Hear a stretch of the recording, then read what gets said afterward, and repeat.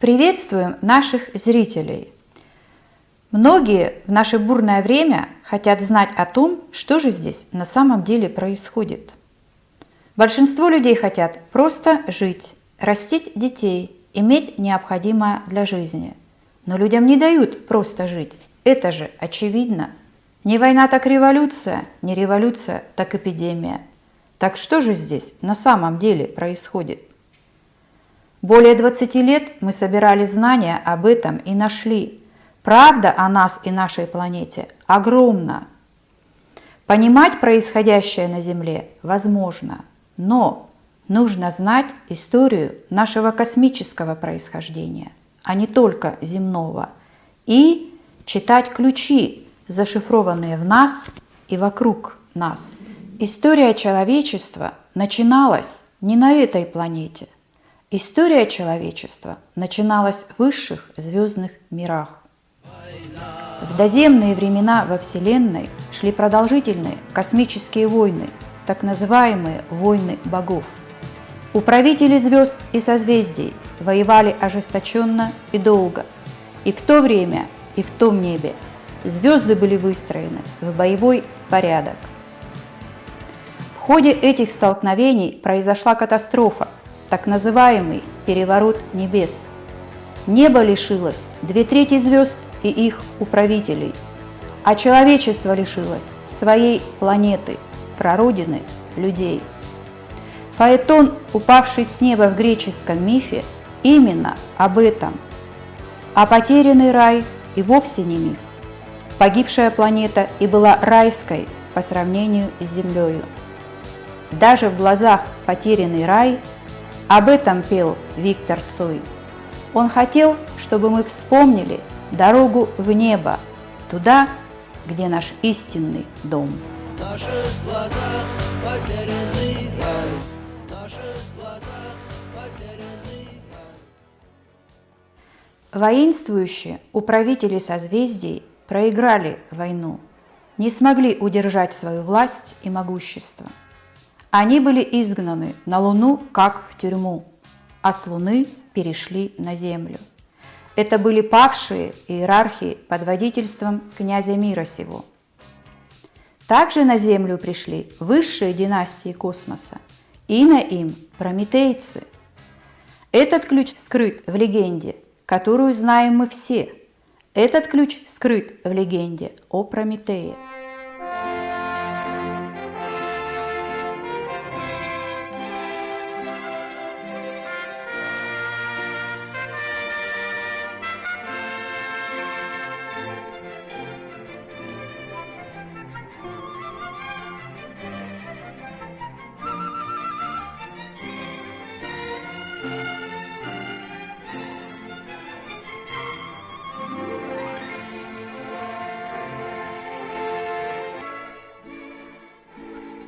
И сейчас на Земле живут низшие и высшие волны эволюции.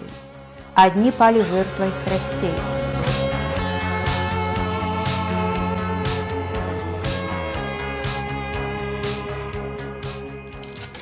Другие принесли себя в жертву как спасители.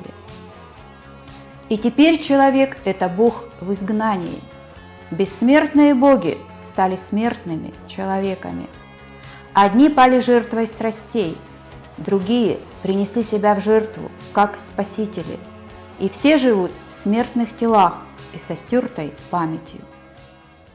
Чтобы понять, кем человек может стать, человеку нужно узнать, кем он был. За злоупотребление знаниями в прошлом, за проклятую любовь к золоту и власти, за унижение женского начала. Бессмертие теперь достигается трудом и посвящениями. Вернуть себе бессмертие – это и есть трансмутация себя обратно в Бога. Это и есть то, что здесь на самом деле происходит. Я хотел бы остаться с тобой, просто остаться с тобой, но высокая в небе звезда зовет меня в путь. Да, и группы крови у нас разные, и родители звезды разные, и ценности духа разные. Кому-то золото и власть, а кого-то звезда зовет в путь. Группа крови на рукаве, мой порядковый номер на рукаве. Пожелай мне удачи в бою, пожелай мне. В нашей галактике Млечный Путь есть несколько рукавов. Рукав Ориона, рукав Лебедя, Стрельца и другие. Солнечная система и планета Земля – это чрезвычайное творение в галактическом рукаве Ориона. Солнечная система и планета Земля – это космическая тюрьма для упавших с неба богов вместе с их небесными армиями. И эта космическая тюрьма за тройной невидимой стеною. Звездная пыль на сапогах. Космос живет по законам, которым в школах не учат.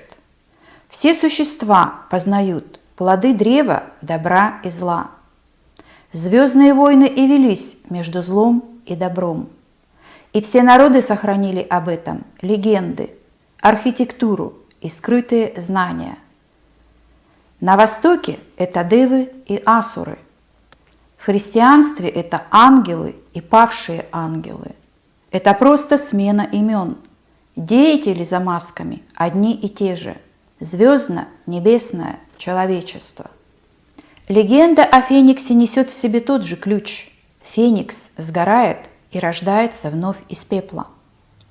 Также сгорела прежняя родина людей вместе с ее человечеством и возродилась на земле с прежними душами.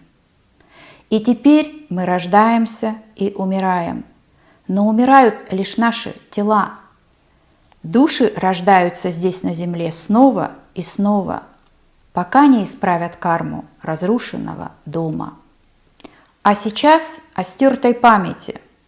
Вселенная кишит разумной жизнью, а нас изолируют от нее и постоянно стирают нам память. Зачем?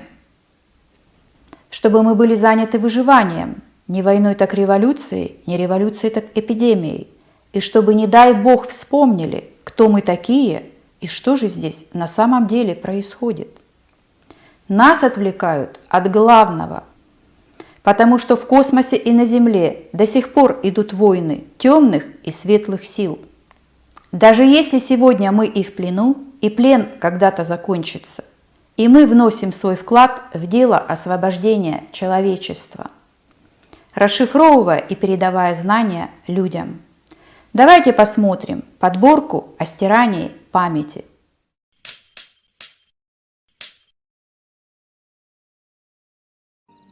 Прости, госпожа Цзиньми.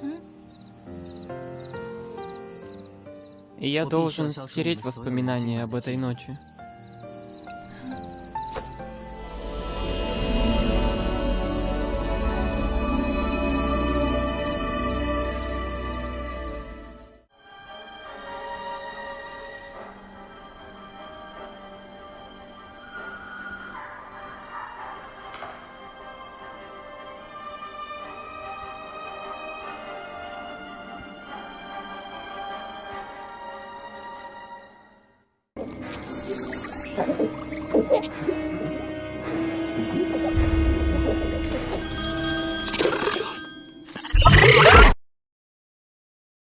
Ты сняла смотрителей на телефон, а потом забыла о них, верно? Они все стерли. Краткосрочная память. Они не смогут отследить всех, но у вас ведь не поверят в нападение инопланетян. С ума сойти. Это нейтрализатор. Подарок иноземных друзей. Красный огонек настраивается на слабые токи вашего мозга и выборочно стирает воспоминания. Что за чертовщина здесь творится? Блестящий вопрос. Ответ заключен в этом приборчике. Если честно, вы кто? Если честно, всего лишь плод вашего воображения.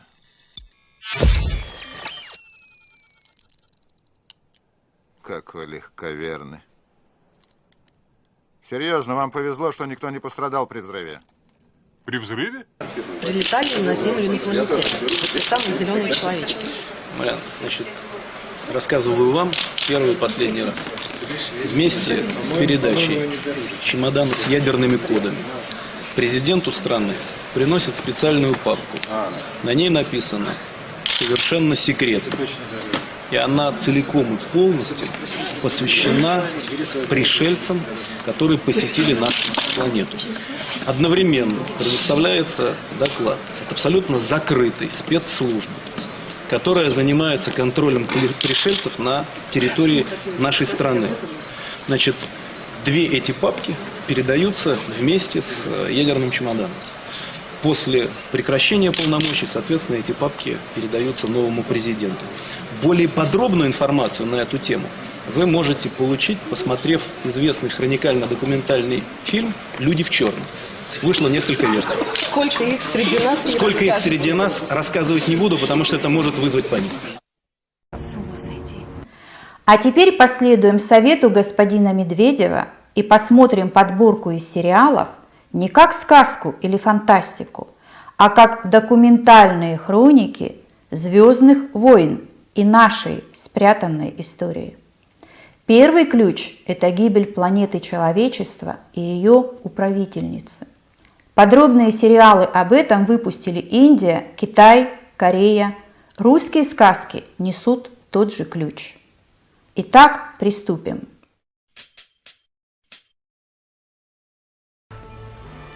Итак, индийский сериал «Махадев». Главный герой, бог Шива, и его женская половина Сати вступают в союз против воли отца Сати по имени Дакша. После длительного конфликта Сати погибает. Она сжигает себя огнем, то есть сгорает. Спустя время Сати перевоплощается в девушку по имени Парвати. Она ничего не помнит из прошлого. То есть рождается в человеческом теле со стертой памятью, но совсем как мы с вами. Далее следуют похожие сценарии конфликта.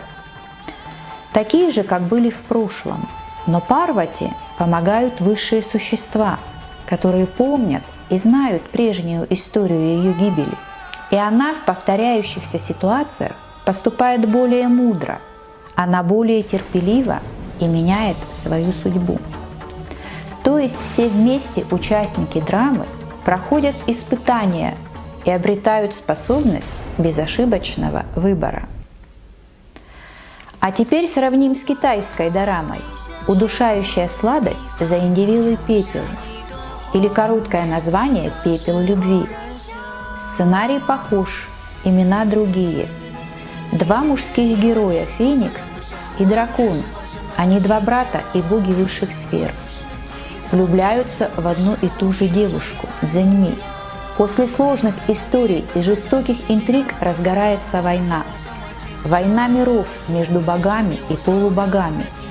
И Цзэньми трагически погибает. А потом перерождается смертной девушкой на земле. Корейский сериал «Четыре стража небесного владыки». В первой серии показан конфликт тысячелетней давности. И опять любовный треугольник. И опять гибель женской героини. Она снова сгорает. А потом все участники драмы перерождаются в человеческих телах и ничего не помнят из прошлого. Но вся история их конфликта и борьбы повторяется. Другие имена, небольшие различия, но общие ключи одни и те же. Любовные треугольники, борьба, война, гибель и перерождение. Посмотрим русскую сказку «Царевна-лягушка». Похожий сценарий. Два мужских персонажа. Один добрый, другой злой. И борются за Василису Прекрасную. А вот теперь внимание! В русской сказке сжатая суть. Василисой она была когда-то в прошлом и была украдена против ее воли Кощеем Бессмертным. И за отказ выйти за него замуж он превращает ее в лягушку, то есть животное тело, и назначает ей срок быть в лягушачьем теле 3 года и 3 дня. В сказке ложь, да в ней намек. Ясно, что 3 года 3 дня – это не земное время, а космическое. Иван-царевич сжигает впоследствии лягушачью кожу и теряет Василису-лягушку, которая теперь превращается в лебедицу. Ничто иное, как созвездие Лебедь, родина, рождение нашей звездной материнской звезды в прошлом. Различные герои, похожие сценарии, а лица за ними одни и те же. И зная единые ключи, легко прочитать наше истинное прошлое. Смотрите, это все образ сгоревшей женщины. В Индии это сати, в Корее это киха, в Китае это дзэньми. И это все сгоревшая планета человечества, которая находилась до катастрофы между Марсом и Юпитером. И сейчас там ее осколки, пояс астероидов. Об этом подробнее в нашем фильме «Прародина человечества». Ссылки в описании. Также советуем посмотреть китайскую дораму «Пепел любви». И это не сказки, это хроники звездных войн, погибшей планеты и падения человечества со звездного уровня до земного. Мы хотели света, не было звезды. Не было звезды. Не было звезды. Мы носили траур, оркестр играл.